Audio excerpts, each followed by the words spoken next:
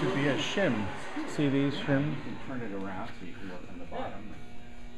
Because they want the air pin and the door to be square, even though it's it's multifaceted basically.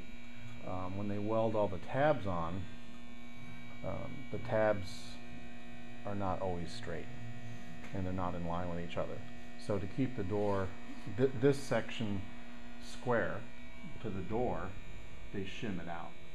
So you can see the old ones are just a mangled mess and stuff. We're just making them a little bit neater, and this piece right here is this piece here. It's on the back, and it gets these little corner gussets that support this, because the fabric comes out like this and pulls on this when you shrink it. This piece here, the Town Berry, is what the door hinges off. Just a piece of wood, which is amazing. Door that probably weighs 25 pounds. It wasn't meant to last probably more than 3 or 4 years, and here we are 80 years later. So we're going to put a piece of metal on the back side with what we call anchor nuts that the hinge will have screws going through. I hadn't thought about it before, but so somebody opens the door and isn't thinking about it and puts their weight on it to support themselves. Well, that's what happens with just wood screws into the wood. Right. Over time, things get to be, you know, flimsy, and half of the screws were missing out of that when we took the doors apart. I'm amazed at the number of tabs that you've had to add. Or no, they were all there. Were they? The only ones we've added are for the fuel lines, which before were taped to the structure. We can put a clamp, an Adele clamp, with around the fuel line, which has a cushion built into the clamp. And before they were just friction taped and tied off with string. So we've added them all the way around, because there's going to be a hole here. Right. With the tubing coming up, because the tubing goes underneath the floorboards and comes up into the engine compartment. But the fuel lines go all the way up through here, and it's what this little notch is for. And there'll be a cutout in the floorboards. So it comes inside here, the upholstery covers it up. Same thing with the other side.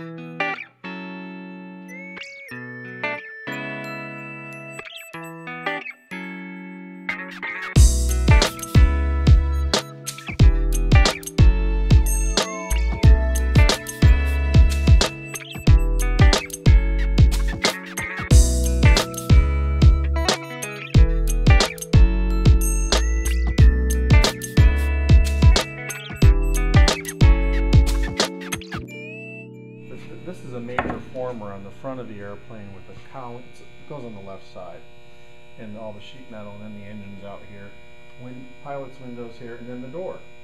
Okay, so when we start off, originally they made this out of just one piece of spruce, and after a while they get weak, they warp, they end up putting splices on it and stuff like that. Another piece of spruce down the bottom. What happens from putting the sheet metal screws in vibration, the screws fall out after a while. Okay, so what we do to help stop some of that is build a new piece. Okay, and you can see that it's built differently, and here it is, not glued together and cut out and profiled yet.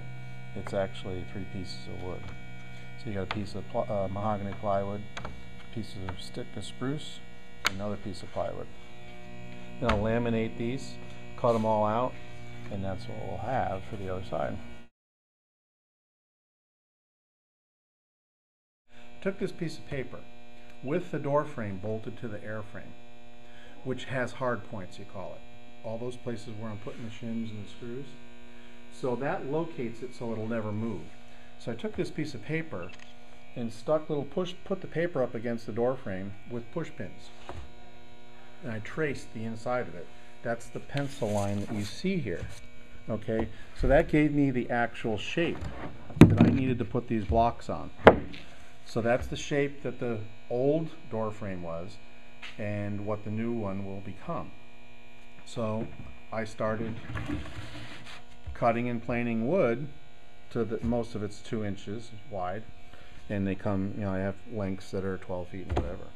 So you start cutting things to length first, and then the things that make doors strong and not have braces on them and stuff like that is what they call dovetailing. They're like the doors and drawers on your cabinets in your kitchen and stuff, if you've got decent cabinets. So you have to do that all by hand. So it takes a lot of time. It took me 2 days to cut the wood for this that's there now before I was even able to glue it. And I just pulled it out of the fixture this morning. I glued it up yesterday, and I worked on it Tuesday and Wednesday, cutting everything and getting it to fit. And this morning, adding all these pieces, all the shims and stuff. So now the whole door frame is in place. You know, here's the basic new door frame. You know, all the angles and stuff. There's all the shims. We made them a little bit neater than what were on there. I've got one more to add here. And you can see the tabs on the front. They're located directly to the front face. The door will be hinged on this segment of this piece of wood right here. So the door will close. There's going to be a striker in here, and the door will open up against the wing strut. You'll notice that there's a little overhang past, this is the sill plate. This is what you step on once you get in. You know, there's a big step on the landing gear. You get in and you step on this. It's got a metal plate on it when it's all finished. Fabric comes around the belly. But the airplane has a little bit of a roundness to it right here.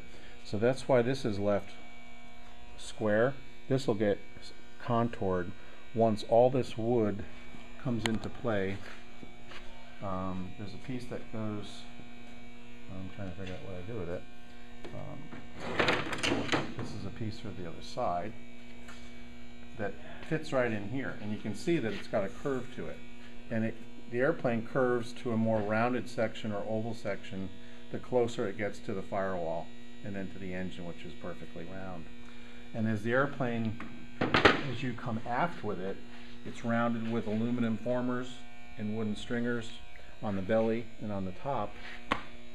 But it all starts here with the door. This has a little bit of curve here, a little tiny bit of a curve here, because these fittings stick out, and that's where the landing gear and the wing struts attach. A lot of people who don't know a lot about steel tube and wood frame fuselages and stuff with these old airplanes, they'll see a frame like this and say, well, the fabric just gets glued around the longerons and then you shrink it and tighten it. With Stinson, they really gave their airplane some character. They created these big round curves with sheet aluminum attached to the wood structure, top and bottom, all 4 corners. And again, that, and they're in 3-foot sections. Each bay has a curved piece of aluminum. So, another example, Barry looked at this and said, oh, this must be an arbor for a rose garden or something. This piece here, which is, there's probably 10, 12 pieces of wood here, and it looks like nothing, is the overhead in the cabin that supports the headliner, the upholstered headliner.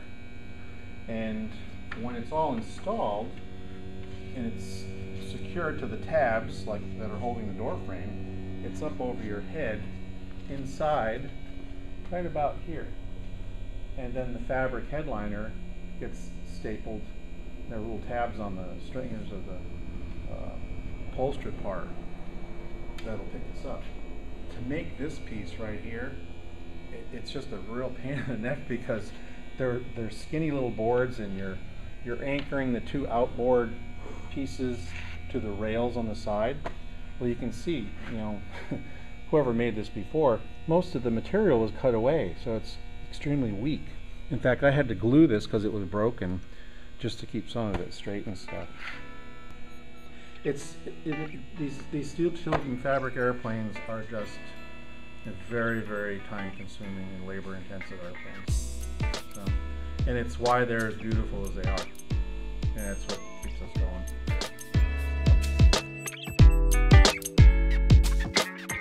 VintageAircraftMuseum.org